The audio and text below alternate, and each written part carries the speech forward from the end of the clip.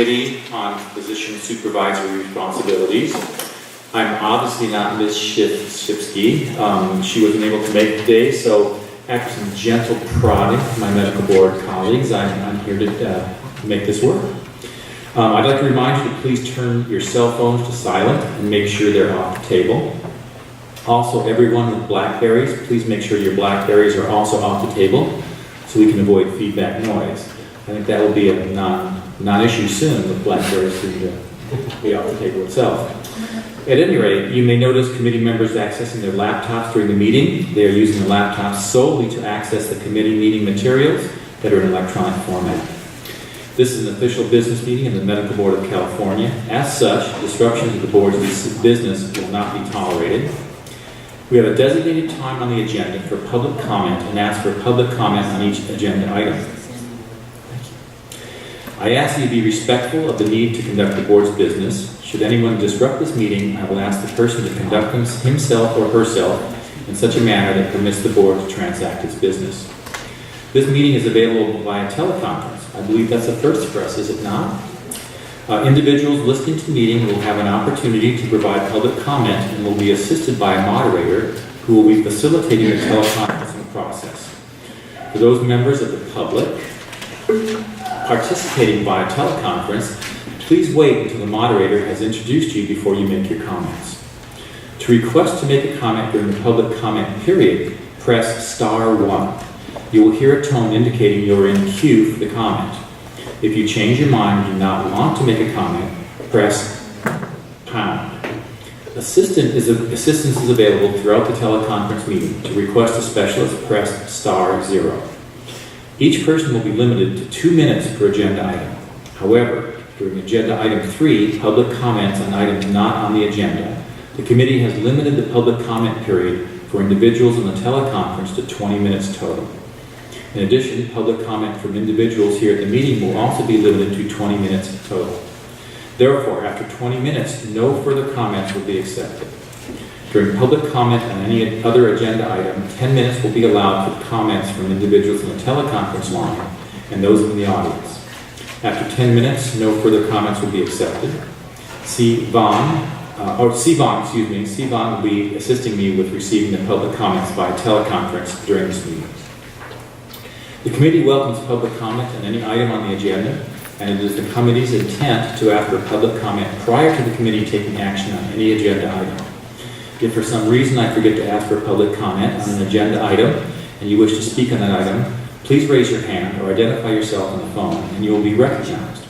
I would like to remind all speakers physically present to complete a presenter slip so I may call you by name at the appropriate time and that the record of this meeting can be full and complete. Please give the speaker slips to Ms. Simoes. Ms. Simoes, can you please identify yourself for the audience? For those on the phone, please provide your name and any organization you represent. I want to remind all speakers to please stay on topic and adhere to the time limits. After 2 minutes, you will no longer be allowed to present any comments. Very good. Ms. Simoes, will you please do the roll call? Dr. Barnard? Here. Dr. Bishop? Here. Dr. Bruner? Here. Ms. Grivet? Dr. Kilmer? Dr. Newman? Here. Dr. Finney? Dr. Robbins? Here. And Ms. Shipsky. We do have a quorum. Thank you. Next is approval of minutes from the July 19, 2012 meeting. Are there any comments from committee members? Receiving no comments. Are there any comments from the public? Oh, I'm sorry. Do we do that before we ask for a motion? It's a good idea to ask for a motion so that the public Very good. can know. Thank you. I apologize my newbie status with this role. Is there a motion to approve the minutes? I'll make a motion. Motion. Is there a second? All right. All in favor of approving the minutes? Now ask for public comment. There you go. Thank you. Are there any public comments? No comments being made then? Sandy, is there any public comments from the teleconference members? No one's in queue. Very good. Then all in favor of approving the minutes from the last meeting, say aye. Aye. Any opposed? Any abstentions? The motion carries. Very good. Next is public comment on items not on the agenda. Note, the committee may not discuss or take action on any matter raised during public comment section that is not included on this agenda, except to decide to place the matter on the agenda at a future meeting. This is so we have one slip for public comment on non-agenda items, and that's Norman Davis. Excuse me, I thought that was on agenda items, I'm not sure. Oh, the yellows. Five. My apologies, I just said it was crossed out in yellow, but it showed through too much. Sorry about that. No, sorry, mine. Very good. All right, so no other public comment. There is one? Sandy, is there any public comments on items not on the agenda? No, there is no one in queue. Very good. Okay.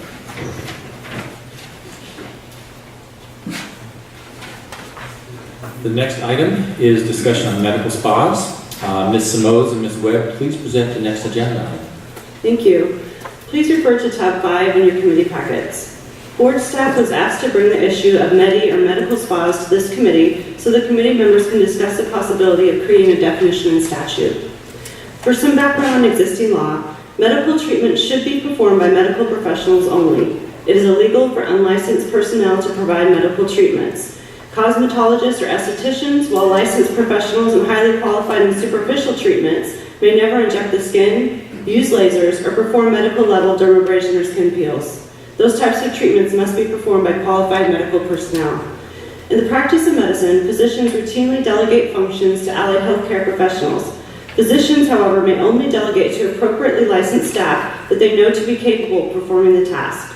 Lasers and other prescriptive devices and prescriptive drugs must only be utilized by licensed registered nurses, nurse practitioners, or physician assistants. No unlicensed staff may use these devices or drugs, regardless of the level of training or supervision. Delegation to improperly licensed personnel is prohibited by existing law. Section 2023.5 was signed into law and added to the Business and Professions Code in 2011. And as this committee knows, it required the board to adopt regulations on the appropriate level of physician availability needed within clinics or other settings using laser and intense pulse light devices for elective cosmetic procedures. These regulations were adopted and became effective on July 1st, 2013. Another bill that was passed related to this subject was AB 1548, Carter, Chapter 140, Statutes of 2012. And the intent of this bill was to elevate the penalties of violating the corporate practice of medicine prohibition in order to prevent further offenses and to convince consumers with business models that violate the law to reconsider and revise their business practices. This bill enhanced the penalty for corporations violating the prohibition of the corporate practice of medicine to a public offense, punishable by imprisonment for up to 5 years and by a fine not exceeding $50,000. Previously, the same violation was punishable as a misdemeanor, a $1,200 fine, and imprisonment for up to 180 days. And the bill also defined outpatient elective cosmetic medical procedures or treatments in statute as medical procedures or treatments that are performed to alter or reshape normal structures of the body solely in order to improve appearance. The committee asked this item be placed on the agenda to discuss if there is a need to define a meta or medical spa. The International Medical Spa Association defines a medical spa as follows. A medical spa is a facility that operates under the full-time, on-site supervision of a licensed healthcare professional.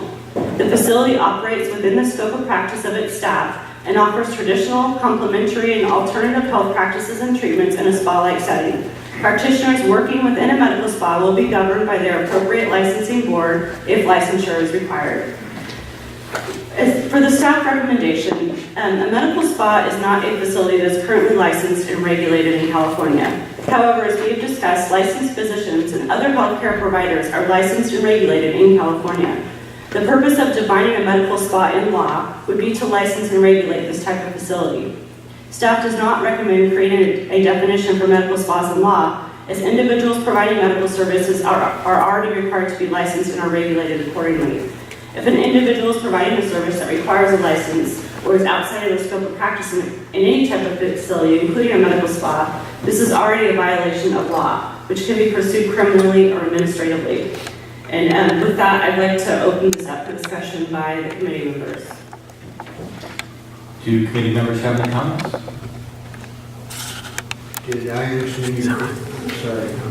Okay. Did I understand you correctly to say that a physician must be on the premises of a medical spa at all times? Well, right now, medical spas, there is no licensure type for medical spas in California law, so there's not an agency like the medical board or, CDPH, Department of Public Health, that actually regulates medical spas. What we do now is we actually regulate the individuals that work in the medical spas, and as you know, we did the physician availability regulations that we all worked on in this committee, but it's only for a certain type of procedures in current law. So right now, it's only for elective cosmetic procedures that are using lasers or intense pulse light devices, and physical presence is not a requirement in those regulations. I can read you what the regulations say if that's helpful, but so right now they're actually not, the facility itself is not a regulated facility in California. What were you referring to about the physician being on premises at all times? Is a health professional.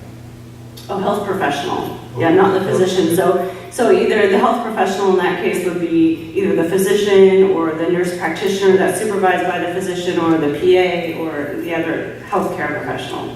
Thank you. I think the word's part of confusion. I have the same concern when you say full-time on-site supervision.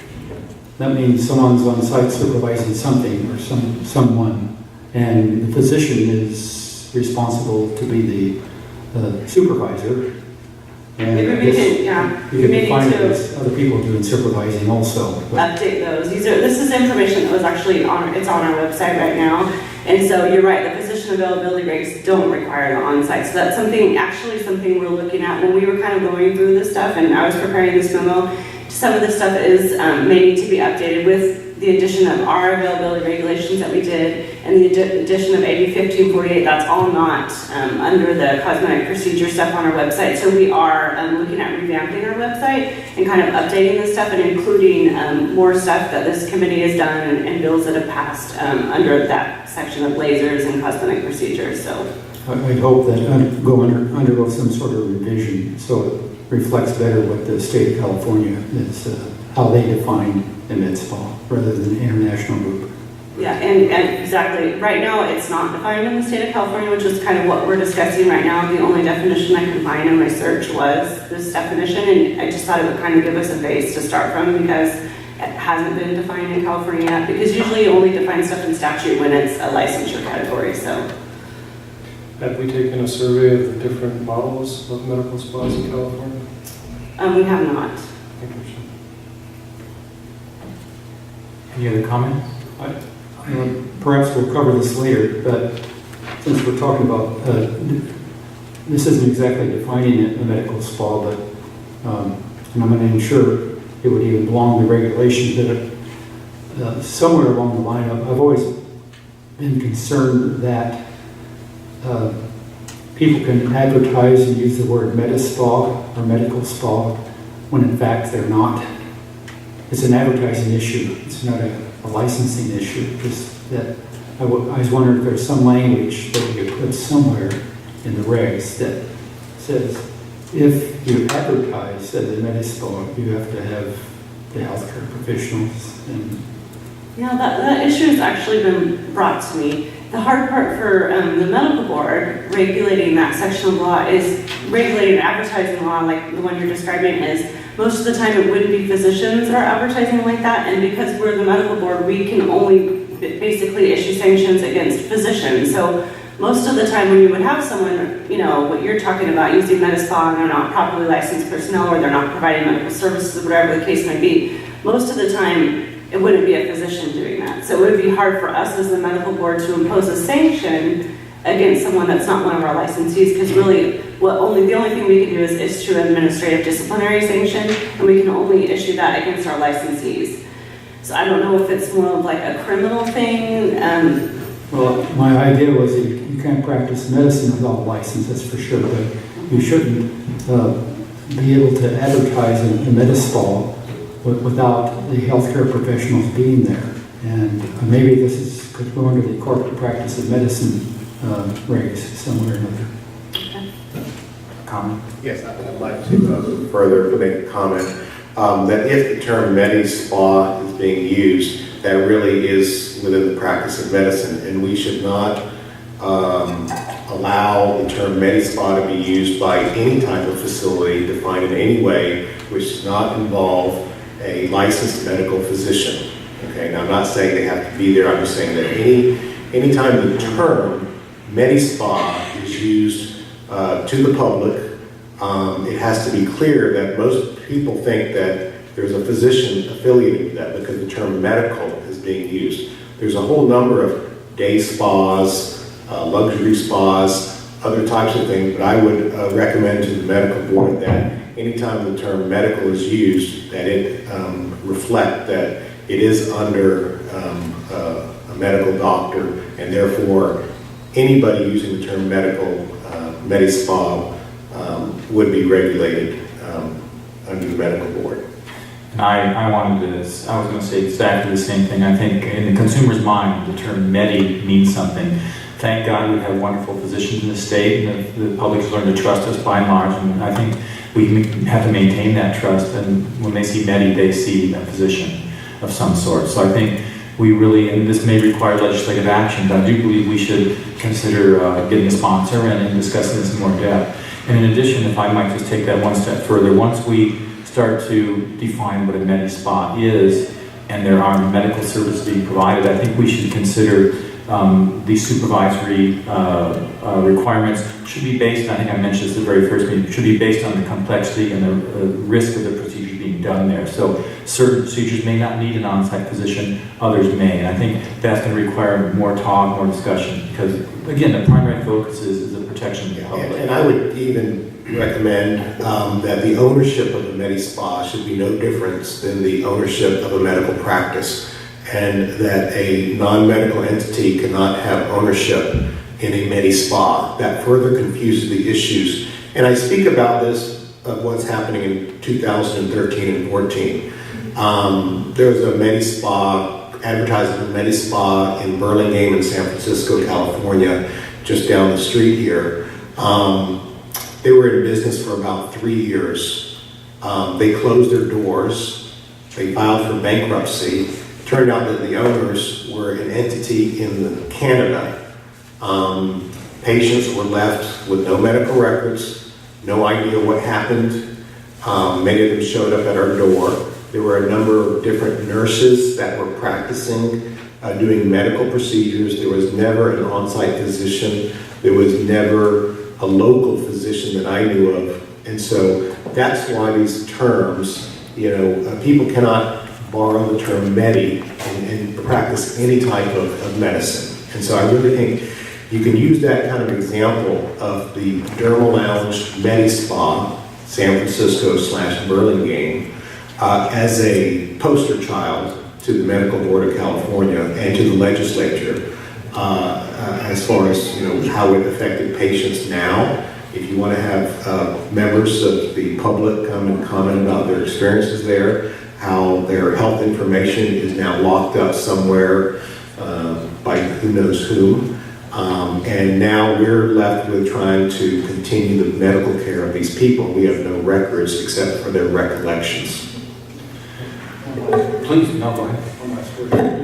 That's exactly the reason I said, maybe we can put this under the corporate practice of medicine regulations. And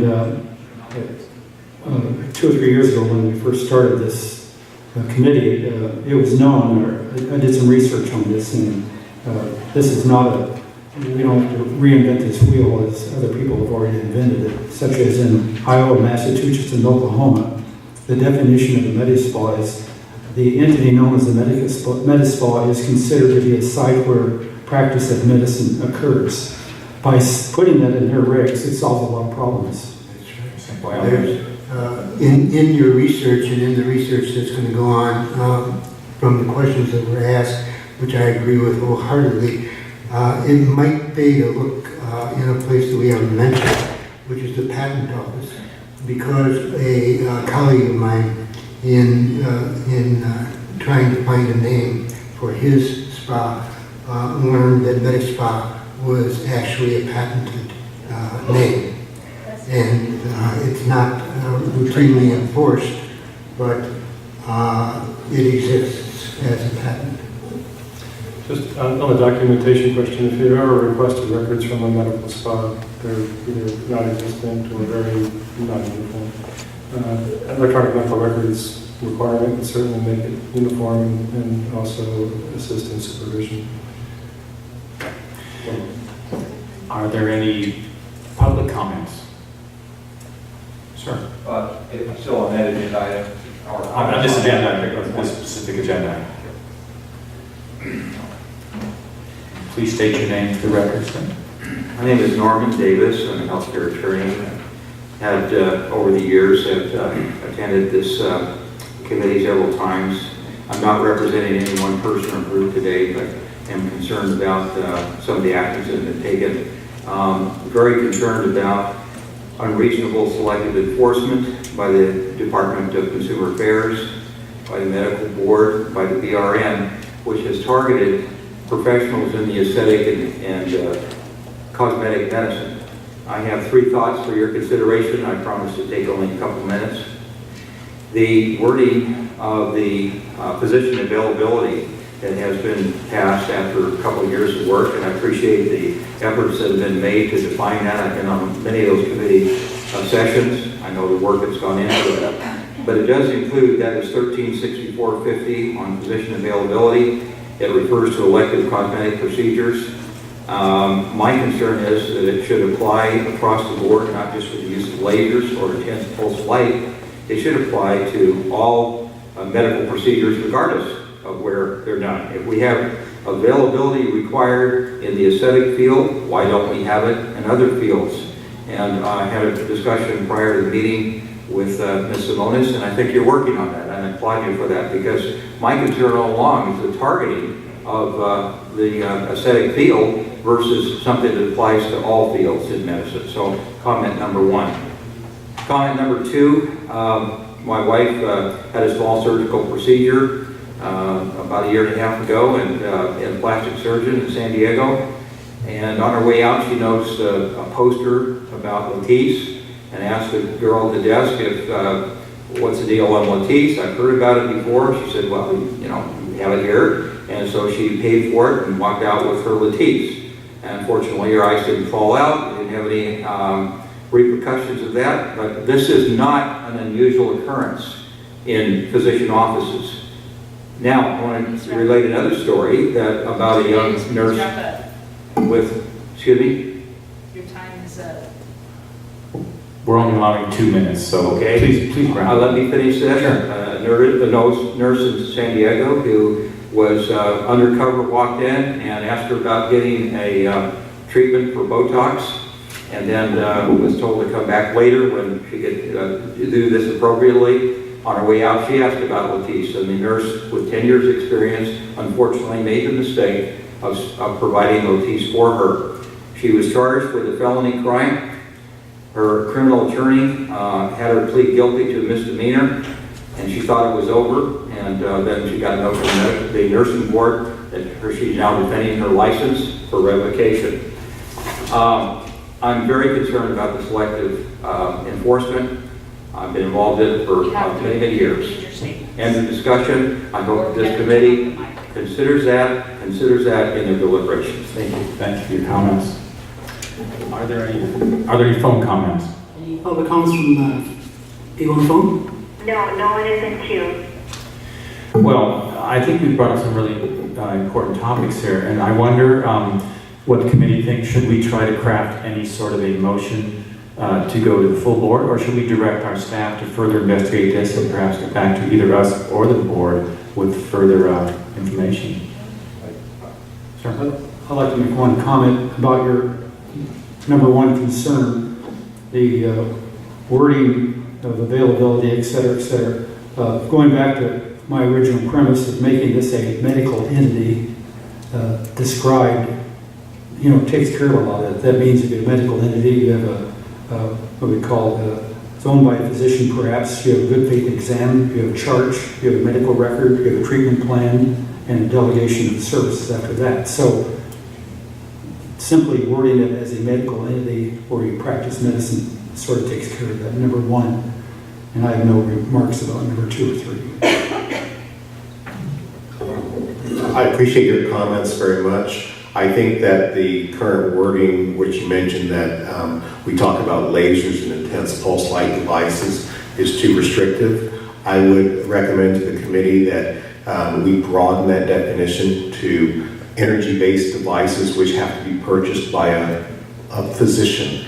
And that covers things like focused ultrasound, other types of energy devices that, you know, we can't think of right now what's going to be in the future.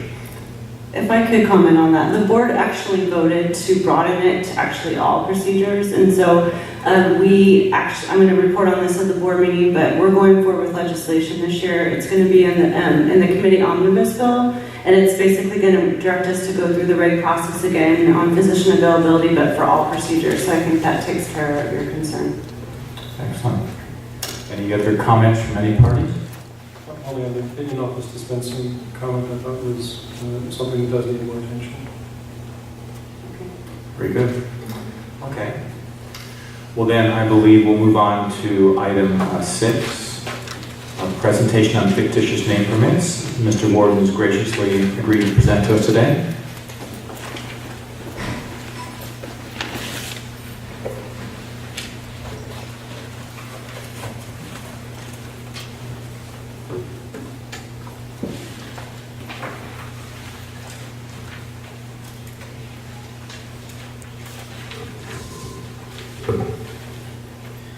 Okay, so this is a brief presentation on requirements for a fictitious name permit that allows a physician or podiatrist. We issue fictitious name permits for both podiatrists and physicians to practice on a name, under a name other than their own. So that's basically that slide. And then the section of law that it's under is the Business and Professions Code, Section 2285, and that statute was originally created in 1980, and it was last amended in 2003 with an effective date of 2004. So the current law that we're going to look at has been around for approximately 10 years. There's also some California Code of Regulations, Title 16, Division 13, sections 1350 through 1350.3 that sort of regulate that process. For this particular section, I have section 2285 up on the screen, and that is basically what the law says in full. And it tells you that if you're going to practice under a name other than your own or in conjunction with a partnership or a group or a professional corporation, you need to have a fictitious name permit. And then there are some exceptions to that. One is a medical school, one's an outpatient surgery setting, somebody who's licensed with a contract, who are employed on staff by a licensed clinical, any clinic licensed by the state of Department of Health Services. So those are sort of the requirements. Any physician or surgeon or any doctor of podiatric medicine who is a sole proprietor who wants to practice under a name other than their own, as listed on their license or as a professional group, needs to have a fictitious name permit. The fictitious name permit applicant's license must be renewed and current. The licensing program will issue a fictitious name permit if the following is satisfied. The applicant and shareholders of the professional corporation hold valid and current licenses as physicians and surgeons or doctor of podiatric medicine. The professional practice of the applicants is wholly owned and entirely controlled by applicants who meet the requirements pursuant to Corporations Code Section 13401 and 13401.5. And the name under which the applicant's purpose to practice is not deceptive, misleading, or confusing. Each permit shall be accompanied by a notice that shall be displayed in a location readily visible to patients and staff. The notice shall be displayed at each place of business identified on the permit. The licensing program may revoke or suspend any permit if it finds that the holders of the permit is not in compliance with provisions of the law, and an fictitious name permit is issued to Any licensing in a sole practice becomes invalid in the event of the licensee certificate to practice medicine or podiatry medicine is revoked. So, the process for reviewing a fictitious name permit is the staff reviews the application for completeness. We perform an enforcement check to review any complaints or enforcement issues of the licensees. They check with the California State Secretary website and to review to ensure the applicant's professional medical corporation is in good standing. And then the board's green system is reviewed to ensure that the request for the fictitious name permit is not too similar or confusing with an existing fictitious name. The fictitious name permit is normally issued within approximately 4 to 6 weeks after the submission to the board. The initial application for permit is $50. FNP has a 2-year renewal cycle, and the renewal fee is $40. These are basically the stats for the last 2 fiscal years of how many fictitious name permits that we have, that we issue. So, and that concludes my presentation. Mr. Warden, is my understanding correct that if a physician were to under contract work for someplace that had a name that implied something else, and the holders of that corporation weren't physicians, it's the physician's responsibility to ensure that they're working under a real corporation, a real fictitious name permit, or no? Maybe I'm not phrasing it properly. We've seen some physicians disciplined because they worked for places and they weren't aware that the people that owned the facility were not physicians. Yeah, well, a lay person can't employ a physician. Right. So I think that's where they might be running into problems. So it is a physician's responsibility. I just think many physicians aren't aware of that, especially young physicians coming out of medical school and residency may not be aware that there are those who want to get a hold of their identification number and bill based on it. And I think that's just some outreach that the board can be sure to, maybe when we do our licensing fairs, to make sure that the young physicians know. Yeah, I can pass that on to our licensing outreach manager. Great, thank you. Is there a Go ahead. publicly available cross-referencing for the title of the fictitious name and the physician who owns it?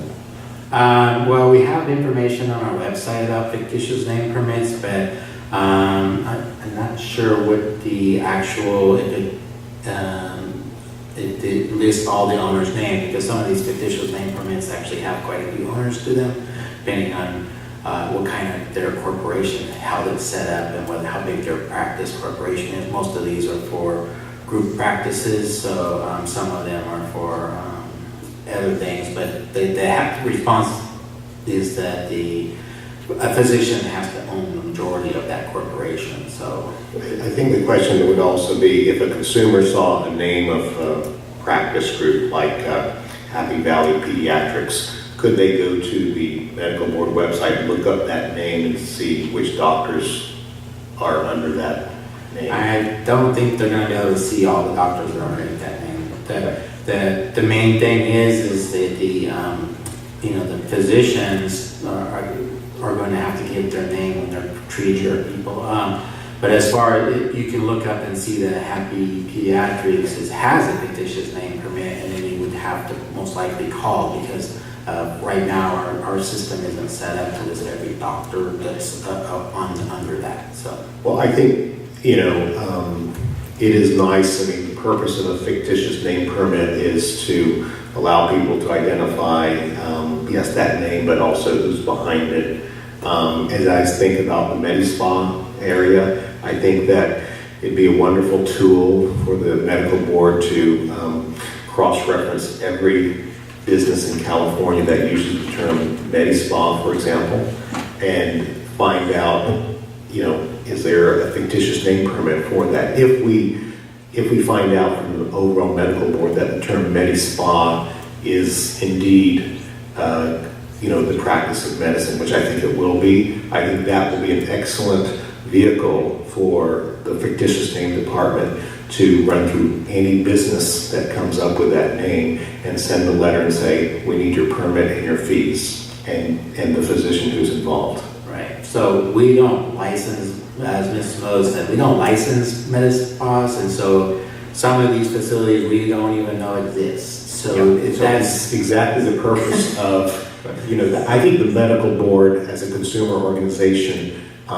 should use its database of fictitious name permits to double check anybody who is advertising a name out there to make sure that there is a physician, involved with that. I'm not asking you to be the one to go check that, but I understand that, but if we've issued a fictitious name permit, there's a physician behind it.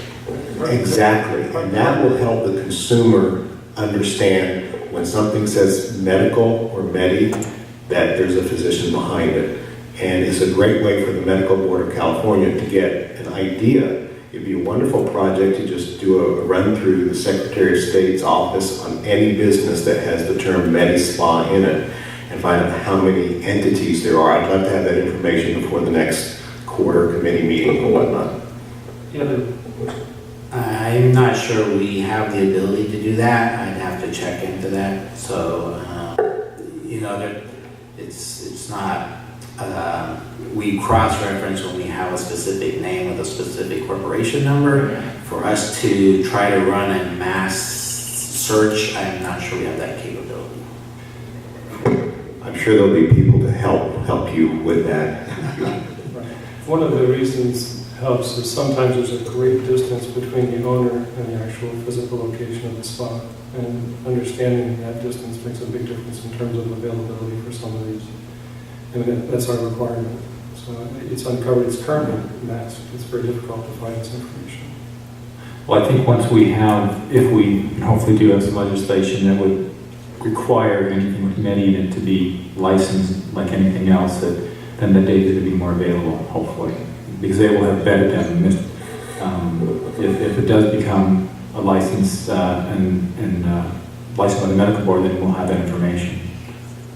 So, and basically this is run by two people, so just so you know. So. Just a quick question to put this in perspective. I read the medical board newsletters, etc., and looked at all the people who have had a problem with the medical board, and I'll see if I recognize any new names on there, etc. I don't see fictitious name issues on these very often. You probably won't see those because if Or how big is the problem? physician, as I stated earlier, if it's something happens to the physician who's responsible party of that, then their fictitious name permit becomes invalid, and it's generally part of the disciplinary order of that physician that they lose that. So that is part of the, you won't see normally a specific action against a fictitious name permit. It's going to be against the physician as a combination kind of thing. So. See, Ms. Kirchmeier has some information for us. I'm Kim Kirk, I'm the interim executive director. Basically, Dr. Bruner, right now, if a physician was working without having a fictitious name permit, we would issue them more than likely a citation and fine. However, that being said, I have seen them in disciplinary orders if we're taking action against something else that, like gross negligence, and during the course of that investigation, they also find out they don't have a fictitious name permit. That will be included as a cause of action against their license. So, as I said, you won't really normally see something against the fictitious name permit without a doctor being involved in that. Any other comments from members of the committee? Any comments from the public? Any comments online, on phone? Any public comments on the conference call? No, there's nothing in queue. Okay. Any action items that we have based on this discussion? I'm not aware of anything. That seems like it will blend in nicely with the further other action items we're looking into, just the licensure of many spas in general. Okay. Well, next then, it would be item number 7, Presentation on the outcome of the case on the supervision of certified registered nurse anesthetist by Ms. Webb. Please. All right. So I'm new to many of you. I'm the new counsel for the medical board. And as I understand it, the members asked for a presentation on the outcome of the case regarding supervision of certified registered nurse anesthetists. And for some background, I did a memo, which you can find on page 7-1. And I'm just going to hit some highlights. So there are some federal regulations that require a CRNA to be supervised by a physician when administering anesthesia in order to be reimbursed by Medicare.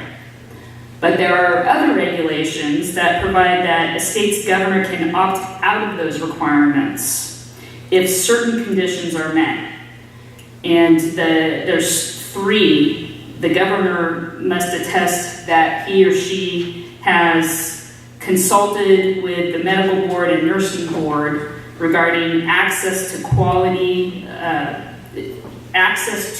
and quality of anesthesia services in the state. 2, concluded that it's in the best interest of the state's citizens to opt out of the supervision requirements.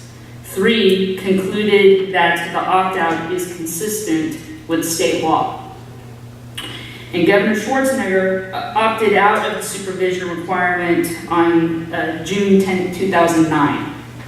And this prompted litigation by the California Society of Anesthesiologists and CMA, arguing that the governor acted contrary to California laws. In that, their argument was that the laws actually prohibit CRNAs from administering anesthesia without physician supervision. The trial court looked at this and found that the governor did not abuse his discretion because the controlling law does not require physician supervision. It allows a CRNA to administer anesthesia ordered by a physician. And this can be found under Business and Professions Code, section 2725. This case went up on appeal, and the trial court's decision was affirmed. So the effect of this is that hospitals and other facilities may still require supervision of CRNAs, but if they don't, they'll still be paid by Medicare. And you'll see in my memo that this wasn't the first time that this interpretation came down. There's a history of this where Medi-Cal eliminated the requirement and for supervision, and the Department of Justice said that while you can't have written protocols that allow CRNAs to act without supervision, they can administer anesthesia without supervision when ordered by a physician. And I'm happy to answer questions. I mean, just to criticize the court's ruling, ordered by a physician. I mean, I can be a physical medicine and rehab doctor and order a general anesthetic on a patient. That is a ludicrous interpretation. It is a ludicrous, uneducated ruling by a court that puts the public in more danger than they were before. And I don't know if this case is going to be appealed again, or where the anesthesiology group, I'm sure they made a plea to try and clarify this, but just as an individual, how can a legislative body, a trial court, not have that level of understanding that anesthesia is probably one of the most dangerous things that a patient can go under? Well, I think that we don't license to specialty, so that's one issue.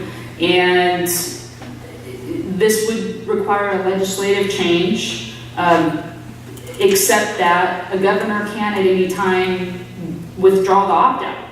So if If Governor Brown so decided, he could do that. I'm sure an amicus brief was probably filed by the CMA and the anesthesiology group, but is that the end of the story? That's it for the litigation. There are other options. And you'll note too that one of the things that the trial court looked at was whether any discipline had occurred regarding CRNAs doing these procedures, and they didn't point to anything. And so, you've got the access to care issue and the quality of care issue, and if you can provide access and quality, it seems like that's what the court was looking at. In addition to, the law says under if ordered and not under supervision. Interesting. We have the wrong people defining quality. Well, disclaimer first, you all know that I'm an anesthesiologist, so I think I do have a dog in the fight, but nevertheless, as you probably also know, the VA is also looking at this issue right now, and there's been a strong push that throughout the entire VA system that, again, there will be no supervision by a physician for the CRNAs as an advanced nurse practitioner. And I just want to go on record as saying I treasure very much the relationship I have with the CRNAs I've worked with throughout my career, and I think it's an incredible practice model where we have teamwork, and I think we lose something when we don't have that. I don't want to say much more than that, but I've really treasured our relationship, and I think it really works well. And I've worked at multiple hospitals and under this model, and it's really worked very well. And I just think it's unfortunate that this is being disrupted. Are there any comments from the audience on this issue?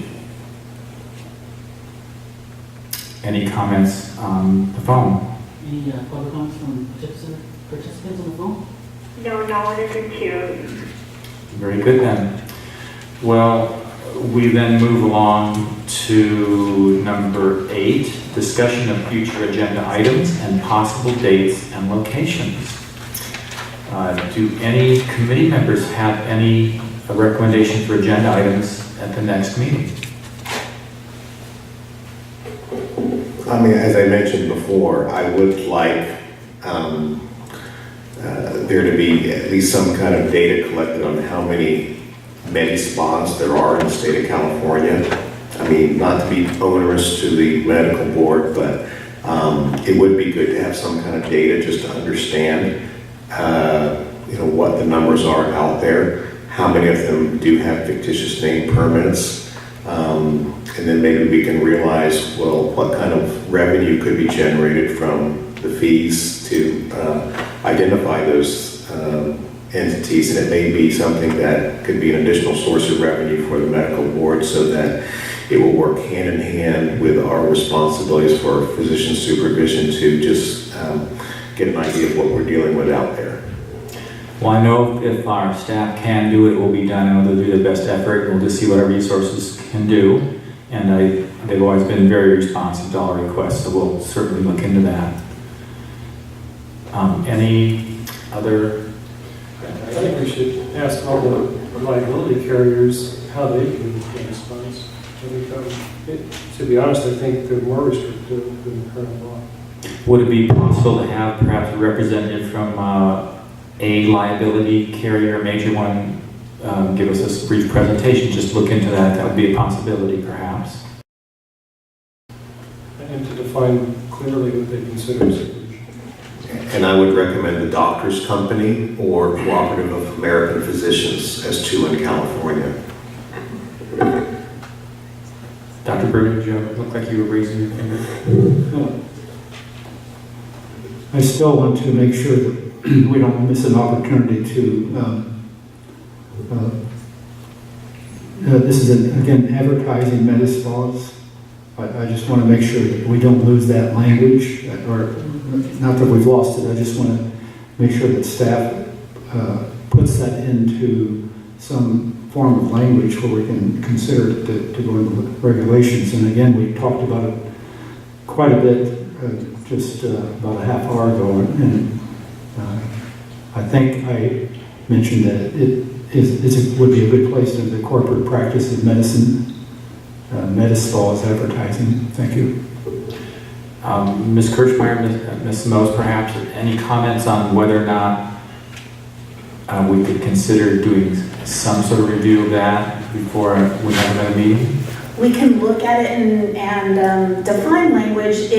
Will be a regulatory change, so that will definitely be a legislative change.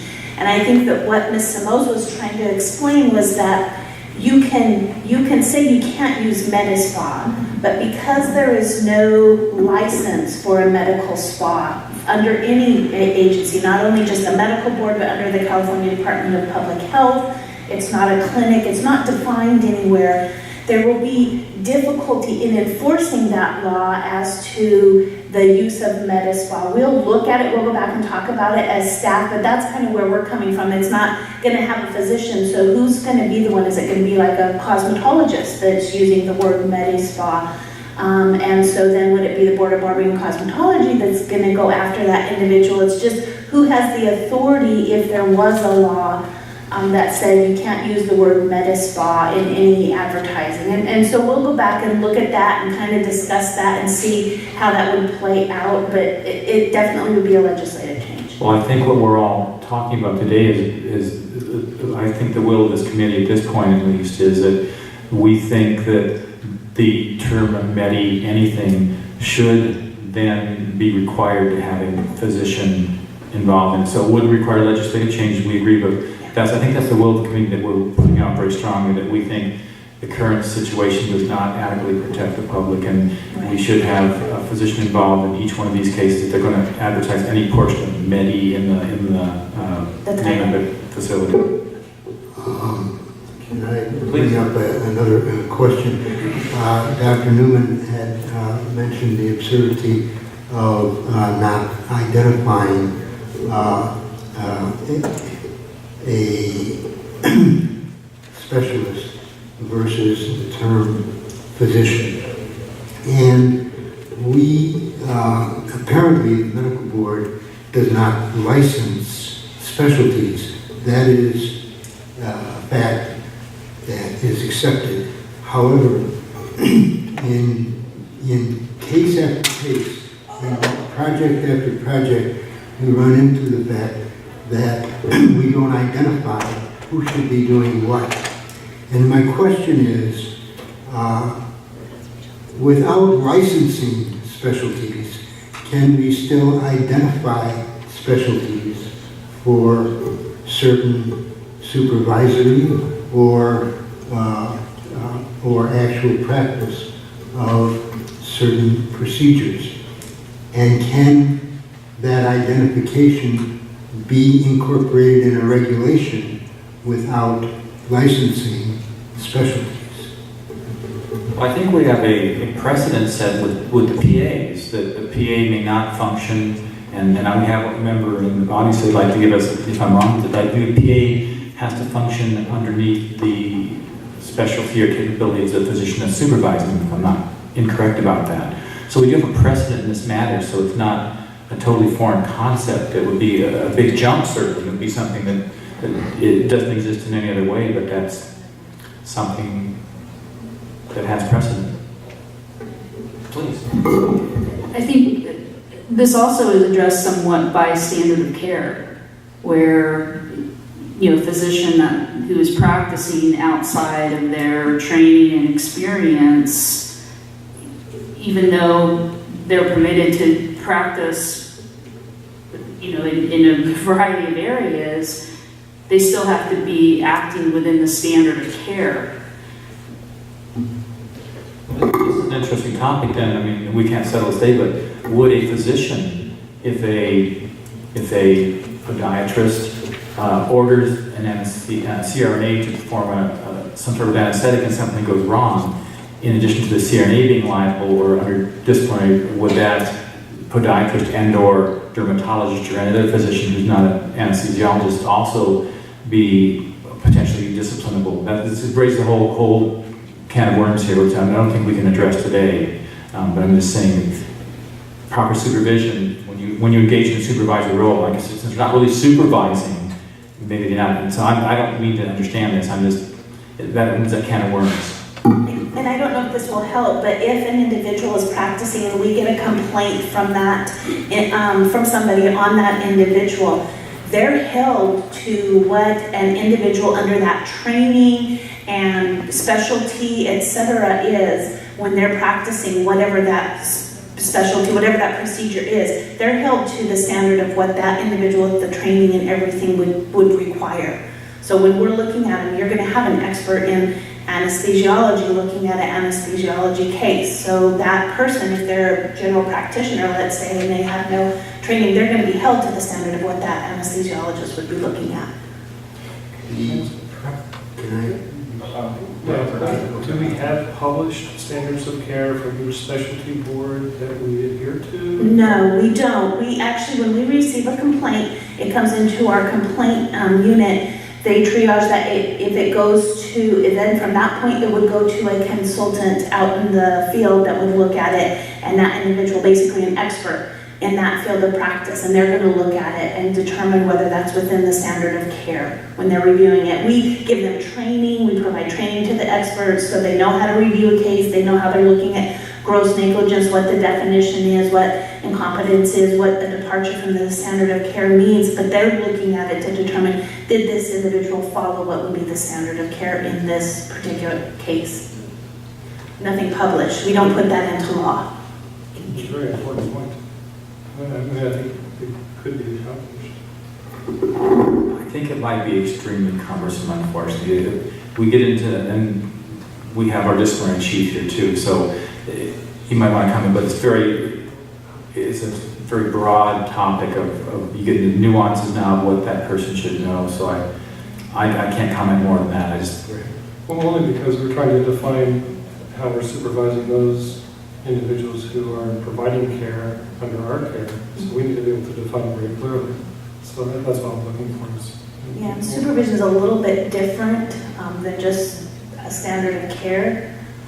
So not. Well, I think in our legislation, our regulation we just passed, Right. it said they have to be supervised by somebody with those skills. Yes. So it kind of encompasses that, but it's left broad enough where you don't have to define every tiny nuance. I think that was the intent. And our regs are actually on how a physician has to be available, not on how they're going to supervise. So there's a big difference between those two. Well, if I could maybe just a brief comment. In the system that exists, if there has to be a complaint, what we're doing is depending upon the client or the patient to notify us, and the patient is unaware, is more unaware than we are of specialty practice. And it seems like rather than wait until there's a patient that comes up with a complaint of negligence or incompetence or whatever has happened, or the patient's attorney, that if we could be more prophylactic and prevent this from happening, it would add to the safety of the public. Right, and that's only through education of physicians. I mean, because we won't know something has happened. I think what you're saying is basically you need to get to that physician prior to the fact that they hurt an individual. We have to get to the right physician, and calling us and calling or saying a physician doesn't get us there. We had talked at several meetings ago, this is probably 2 years ago now, but about actually providing some of that education. And did we make headway in that as far as? Well, in the regulations that we finally adopted, it does say a physician with relevant training and expertise shall be immediately available. So that's how in our regs that so if we were to, in looking at that, that's the regs that the physician has to follow. So, they think that they have the relevant training and expertise, but like Ms. Kirkmeyer said, if we were to get a complaint and let's say, that a physician wasn't the proper physician wasn't available or the physician wasn't available, we would, like Kim said, or Ms. Kirkmeyer said, that our expert would be looking at, do they have the relevant training and expertise? But to set that forth in statute or regulation would be kind of hard to do, to come up with every scenario on what kind of relevant training and expertise. It is in our regs that they do have to have the relevant training and expertise, but it would be kind of a cumbersome task to come up with actual wording to put more into that definition. So, or perhaps at least reference it. I mean, for the example, the American Academy of Dermatology has very clear guidelines that work very hard to develop, and so to at least use that as some benchmark or something like that. okay. Well, we can take that back and look at it. So we've talked about some topics then. Do we have any ideas about a date for the next meeting? I'm totally open to any suggestions. I have perhaps our staff can tell us when they think they might have any sort of... Well, I think that might be helpful to kind of work, as I have in the past, with all the members and kind of try to get dates that way. It might be kind of hard to do it right now at the meeting, but I can send an email out, look at a doodle request like I've done in the past, and we can decide whether we want an off-cycle meeting or we want to meet again in conjunction with the board, but I can work with all the members on that if that's okay. Is there any public... I just, hard to get assurance that we're going to have a meeting before sometime in the next 12 months. Perhaps at the next one of the medical board meetings. I didn't want to wait a year and a half before we kind of... I concur, absolutely. You lose the traction, you lose momentum. Yeah. I do have to work with the chair. I mean, Dr. Bishop's done a great job, but the chair's not here today, so I don't want to make, I mean, yes, that sounds like a good idea, but I don't want to make a commitment without, I need to kind of talk to the chair first to see what dates work for her. But yeah, we can definitely work on that. Sure. Any comments from the public on what they'd like to see? Yes, please come on.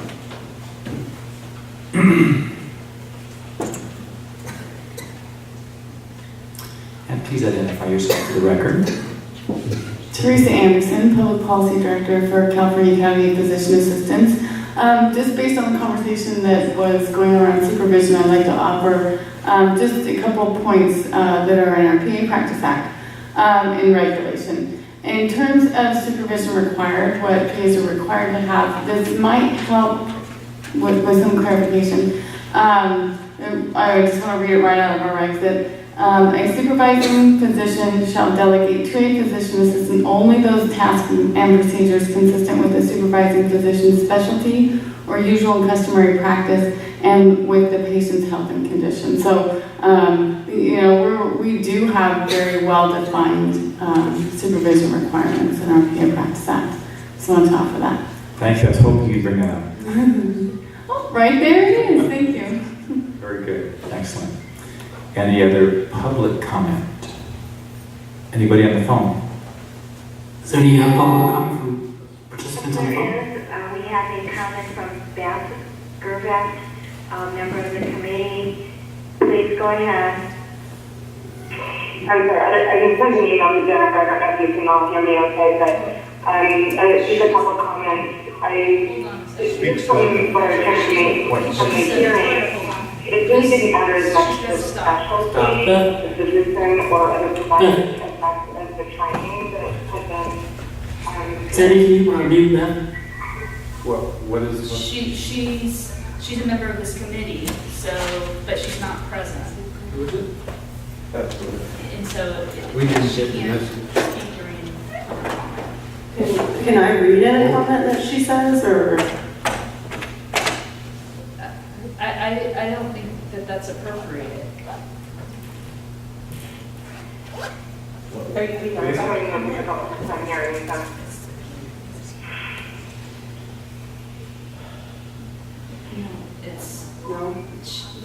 She has to be here or has to be noticed as a teleconference, and it wasn't. So I'm sorry that it's not permitted. I guess those comments will have to come directly to our staff then perhaps offline. Okay. At any rate, with no further comments, I would like to thank everyone for being here. Is there a motion to adjourn? So motion, is there a second? All those in favor? Thank you very much to everybody.